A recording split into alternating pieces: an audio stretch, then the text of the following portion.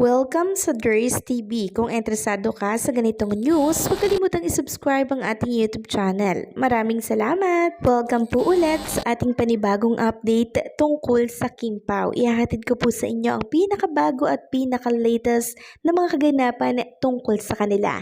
Kaya naman kung hindi ka pa subscriber ng ating channel, pindutin nyo na ang notification bell para lagi kayong updated sa mga balitang trending at napapanahon. So ayan, welcome back again sa YouTube channel mga ka-Kim Pao, and sa update natin ito ang pag-uusapan po natin ay tungkol sa mga importanteng kaganapan kina Kim and Paolo Abilino. At unahin na nga natin ang tungkol dito sa views sa TikTok ng video po ni Chinita Princess na pumalo na po ng 18.8 million views. Grabe, ito po ata yung kuha niya sa Valley Scene. Diba, nag-post po si Chinita Princess yung hihiga po siya sa buhangin. 18.8 million lang naman. Grabe, no? Ang dami pong interesadong mga netizen sa buhay-buhay nitong si Chinita Princess. Kasi kung konti lang yung interesado sa kanya, hindi po papalo ng 18.8 million ang views nito. And grabe din mga ka-Kim Pao ha, maging yung birthday shoot po ni Chinita Princess dyan sa Dubai ba to? 3 million, no?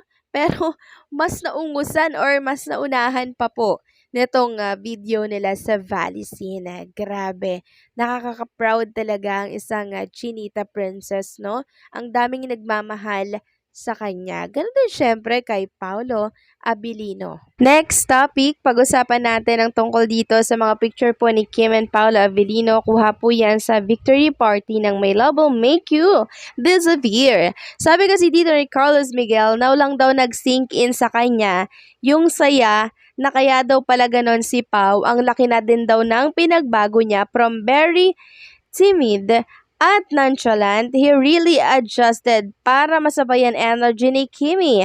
Ganon din, nag-adjust din si Kim in many ways. Nabakura na pala ni Pao 1 year. 1 year na. Saya. Nakakapanibago nga po mga ka-Kim Pao si Kim and Paolo Abilino Parang hindi na ako sanay sa kanilang dalawa kasi ang dami nilang pinagbago, ang dami po nilang in-adjust para syempre makasabay ang isa't isa po sa kanilang sarili, 'di ba? Para makasabay yung isa't isa, kailangan talagang mag-adjust, 'di ba? And ganyan talaga yung mga nagmamahalan mga ka-Kim Pao. Handa ninyong palitan, baguhin yung mga bagay na makakapekto sa relationship ninyo. And ayan, ginawa na po ni Kim and Paolo Abilino para mas lalo pong mag-improve yung kanilang relationship, wala silang masyadong pagtalunan or pag-awayan, 'di ba? Kasi si Kim and Paolo Abilino, parang for goods na po talaga sila, no? Para bang sila na yung last na magmamahalan talaga. I mean, parang si Paolo Abilino na po yung third and last ni Chinita Princess. Ganon din syempre si Paolo kay Kim. Kaya binago po nila yung mga dapat at karapat-dapat baguhin para sa ikaka-improve ng relationship nila, na which is good mga ka-Kim Pao. Good po yan. Kasi sila, aware sila, open-minded sila sa mga possible na mangyari, 'di ba? Talagang napaka-mature na nila pagdating sa relationship kasi alam na po nila ang mangyayari. Kasi napagdaanan na po nila yan. So ito ay itong ginagawa po nila ay paghahanda po para sa kanilang future. Grabe din, 'di ba? Samantalang next topic, pag-usapan natin ang post nitong si Kim Pao fan page.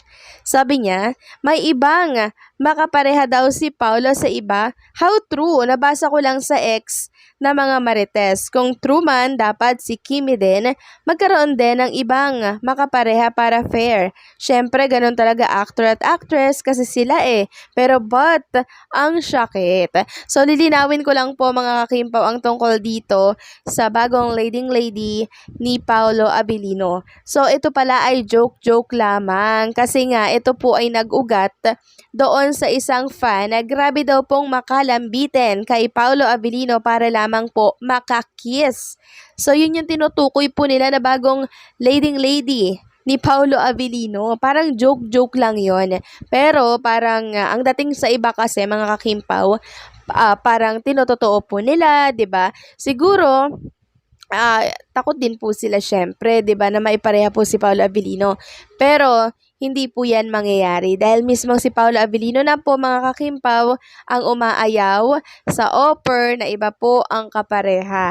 Yes po, nakakatuwa talaga si Paolo Avellino. Si Chinita Princess lamang po talaga mga kakimpaw ang gusto niya pong ka-partner. And katunayan po niyan, meron na po silang series na gagawin. Meron na po silang project. Tuloy na po ito. Hindi po totoo na hindi matutuloy ang kanilang bagong project. Okay? Sabi nga po dito ni Sue Kimberly, di totoo yan. May gagawing series ang Kim Pao. Malapit silang mag-shoot. Madami nang tinanggihang project si Pao para kay Kim. Then may nag-reply na this is true. Tapos may sumekundarya pa na true. Tapos may nagsabi naman na fake news yan. And walang ibang LL si Paulo kundi si Kim lang. Wag naman ganyan na admin. Di mo alam kung ano talaga or nagbubulag-bulagan ka lang para may ma-content ka. So, nagtatanong lang naman siguro itong nag-post na to kasi nabiktima rin po siya ng mga ganyang usapin dito po sa X. So, ayan, lilinawin na po natin na hindi po yan totoo at kung meron man pong mag-offer kay Paolo Avellino, siya po mismo mga kakimpaw, yung kusang tumatanggi. Tinatanggihan niya po mga kakimpaw. So, doon pa lang, soplak na po agad yung alam niyo yung offer na iba yung kapartner niya, 'di ba? Hindi niya po 'yan tatanggapin. Alang-alang 'yan sa inyo and syempre sa nararamdaman kay Chinita Princess. Isang pagpapahalaga po 'yan ni Paolo Avellino na nakakatuwa, nakaka-proud, nakaka-amaze. Kasi 'di ba kahit pera na 'yon, hindi Hindi, walang makakapalit talaga kay Chinita Princess. Pera lang 'yan, tiwala ang masisira, and syempre, si Chinita Princess.